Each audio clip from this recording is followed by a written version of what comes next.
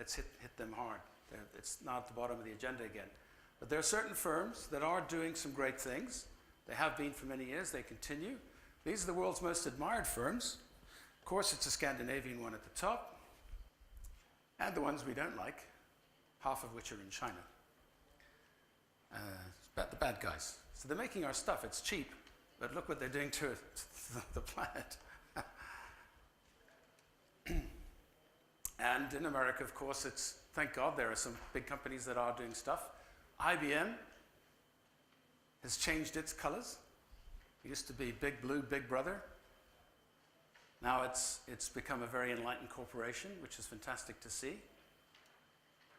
And we saw some of this in some of the presentations here about how the great thing about business Antti was saying is it's responding. I hope this was Antti because we've got a lot of pictures and I may have not got all the names right. The great thing about business is it responds to consumers and our needs. If we say we want this, they have to produce it eventually, if enough of us say that, right? So that's one of the key things we're doing at the moment. Robert was talking about the way business operates, meetings, decisions, and so on. Business is getting much, much smarter, thanks to smart offices. And of course, the way we're running our supply chains, and the session that Elvis, Tauno, and Sandus were talking about, is they were demonstrating really the best practice in the world here around lean technology. Now, we've got to be careful, as was said many times, because lean, there's two things. One is you don't want to become anorexic and rigid and inflexible. And the other is you cannot shrink your way to greatness, which is what a lot of CEOs do because it makes them a good final pension and bonus scheme. So we have to understand the core. We call them human resources, they're just people. We have to understand what makes people tick. And indeed, here we have, I think it was Klaus, describing the TeliaSonera approach to getting people involved in the strategy process and all these wonderful things they're doing to make sure that the employees are empowered. We've been talking about empowerment for 20 years, but it's beginning to happen in most businesses today. And as Robert was pointing out, we want this to go fast, right, through the organization, and it can, that's very good. And we also heard Melissa, I think, talking about guerrilla innovation, that social entrepreneurship is still a tiny part of the economy. But remember that the first microchip that was made in Bell Labs was a very tiny little chip in a laboratory 30, 40 years ago, right? Now everyone has one and everything, so things can spread fast. We also had, I think it was Hans talking about aging. And we do live in a world where well-being is defined by which pill you take for which condition you have, because that's what pharmaceutical companies want you to do, because that's their business model. They sell pills. Not well-being, just pills. And so what do we do now with the fact that, old people, how many people in this room are over 50? Now be honest. And how many people are under 40? Okay, so those of you over 50, pay attention. Those under 40, you still got a bit of time, but this will apply to you as well. Just let's look at this. How many people are going to be over the age of 80 in 2050? 500 million people. It's a lot of people. That's great power, right? I'll be 95 in 2052. Wow, I'm looking forward to it. And China looks like this today. But, and they may own the world, in fact, the $1 trillion of US treasuries. Them and Japan own most of the US government debt. They're very powerful. But they're aging too, because of the one-child policy. So in 2050, China's going to have the same problem we have.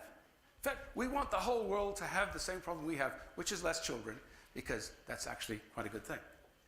Because if you're not stuck in the old economic model, this isn't bad. In the old economic model, being young and having lots of money and driving around in fast sports cars and spending truckloads of environmental capital on frivolous things is cool, right? And that was the old model. Now the new model is changing. Older people are a little wiser. They go, ooh, that's not so good for us, or the environment, whatever. That's just a nice cartoon. It says old people are so funny when they think they're hip. Okay, Barbara Walters in America. Can you live to 150? Some old people, natural aging. This is natural aging, the one we're used to, right? Over 100. There's some Americans trying to look cool, over 80, I think. And this woman is over 70. And there are going to be, just in the US, there's going to be nearly 1 million people over 100, near 100, 2050. Now, look at the top left. Who's that guy? How old is he? Sex is good for you. I can attest to that. He's 85. And, he's doing well. This guy, Jack, was the founder of the fitness industry. He just died. He was 93. He died the day he was doing his workout. And he got a cold, and his wife said, Jack, don't go into the gym and do your workout. He said, damn it, I've done this every day of my life. And he lifted his weights, and then he died. But 93 years old. Chinese guy, 100 years old. There's a centenarian Olympics. He's the sprint champion. Cool, huh? This guy, 80. So let's revisit our ideas. The world is changing. I did this on the internet the other day, and that's the answer I got. It's the kind of answer I like. My only problem is, who's going to pay me to live to be 100? You know what I mean? With those crummy pensions we've got and all the other things that we're going to be. But medicine's come a long way. We've got all those centenarians coming up. We're going to be replacing organs, and the stem cell research is just in its infancy. We're heading into understanding the common cold now, finally, for those of you who've been suffering. We're working on mind machines. We can understand how to control things with our minds, which is good. Also meditation, get into deep states of transcendent states. When we talk about mobility, smarter cities, we're talking about smarter transport systems. That's the world's longest traffic jam in China, 60 miles long. Took about 4 days from the back of the traffic jam to get to the front of it, about a year ago. The Chinese understand they got a small problem here. That would be one solution. But electric cars are here, and they're cool. They're not ugly things. They don't have to be little boxes that you like that. The Parisians are getting there. This is some of the new designs being worked on. And high-speed rail, guess what? We've begun the process, thank goodness for the European Union and its investment. Not only that, that's what it's going to be like. Trans-Siberian Express, here I come. I've always wanted to see those far-off lands of Vladivostok. Look at the world airline routes today. Airline routes of the future, airliners of the future being designed now. Even a balloon, which allows you to go up into space and come down again. So, we're seeing this massive power, technology, particularly in IT, the sensors we're putting into the world, everything is getting smarter. We can make better decisions as a result. And we're developing these devices where we're getting feedback. So our own cognitive powers are increasing dramatically. And age, they've proven that brain cells don't die. It's how much you enjoy life and how much you think that is how old you are, right? And how much you smile, by the way. Laughter is the number one medicine. So, yes, we are exploding information. That's how much we have in exabytes today. That's how many internet users there are at the moment, just under 2 billion. Look at that curve, 2020, most of the population of the planet will be internet users. We have an $8 trillion economy out of a 63 trillion global GDP that is electronic. That's zero, what they call a zero gravity economy. It consumes much less carbon and energy and stuff. So think about 2050, where are we going to be? 16 billion interconnected devices in 2020. Most of them are going to be in the home and in heating and air conditioning. They're working on systems where you text by thinking. So be careful what you think, because if you're live, it'll go. There'll be no filter. This is the sort of computer interface of the future on your wrist. Of course, we've got these cool keyboards that are linked into that. And then we have the ability with these other interfaces they're working on to point and shoot a screen like that at anything and get the data that you need to find out what's going on. So it will know which building that it is. It will know which fish is on your plate. It will tell you. So, and the haptic interfaces are here already. Microsoft's releasing a range of products, Apple's working on them. So that's very, very positive. So what does this mean? Well, we can self-organize through the right people, organizations, and systems to address the challenges that we need to at the right time with appropriate solutions, and in such a way that the planet as a living system becomes sustainable while inspiring our infinite creative potential. So let's just talk a bit about some of the breakthroughs. In the Renaissance too, we talk about people who we call evolutionaries. An evolutionary is bringing this all together as a leader. And they're looking at how we're evolving every aspect of our life. They're powered by imagination because they know there is no energy shortage. They know that the limits are just limits here. They're not real limits. Yes, we're running out of rare earth minerals, but that's not a limit, that's a challenge, because we can just innovate new ones. You know, just because we happen to be using those at the moment isn't the end of the world. They're design-centered. They love things that are cool. And that's great, because that's what motivates human beings. We're inspired by beauty.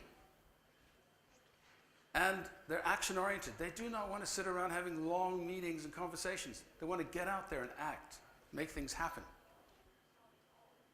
So one of the ways you do this is you have places like this. You create bonds of trust. You design environments, like hopefully this conference will be on the internet. And you bring all these perspectives together. You bring your processes that you are all very familiar with, and the right resources to make things happen. Investment is key. And eventually, you end up, like our bodies, with a global communication system which is optimized and coherent, so that we balance the different cultures and entities on our planet in a healthy way, just like our body does. I mean, look at it. Here's our global transportation system. Cities in yellow, global roads in green, shipping routes in blue, air networks in white. Just look at Europe. We're at the center of the world here. Look at the internet, center of the world. So at a global level, we see this technology not as a... Plato once said that writing was going to destroy the minds of the Greek children, because it would mean they would never have to memorize anything anymore. We look at our kids on Facebook and go, why are you spending all your time on Facebook? You're supposed to be on holiday with your family, enjoying the time together face to face. But that's their generation, they're learning these skills, right? And as Ani said, you know, it's very much about this whole, it's a conversation. It's a complete conversation we're having all around the planet, and it's just begun. It's a very fascinating world. And what it also means is that consciousness is not just a reference to the way we understand the world. Think about this. It defines the way in which reality itself is created. Cognitive science shows that dreams to us are just as real as reality. Yeah? Our mind doesn't know the difference. So I love the idea of turning our dreams into action. Anu put it well when she said, we're moving towards the self-realization society. And it's a society of flow, a society of enjoyment, humanistic. It's about being all we can be, if you like. It's about self-actualization, as Maslow said. And a colleague of Abraham Maslow's, a guy called Clare Graves, talked about the different stages of human evolution. And we're pretty much here at the moment in postmodern and modernist consciousness. But we're about to take a great leap as a species into integral and post-integral consciousness. And it's invisible. We can't see it because you can't see in people's minds. But I meet these people all over the planet, and they're making things happen. So there's great hope. And they're learning leaders. They're people who get into strategic psychological helicopters. They transcend the current perception of the problem, and they throw new light on it. They change the mindset and the paradigms of the people responsible for solving it. That's the job of leaders. That's all of our job if we're leading other people. I call these people transactivists. They transcend, they transform, they activate, they transact, and they take action. And it's happening all over the planet. We're coming together. This is what Edgar Mitchell, the astronaut captain of Apollo 14, said. I'll just let you read it.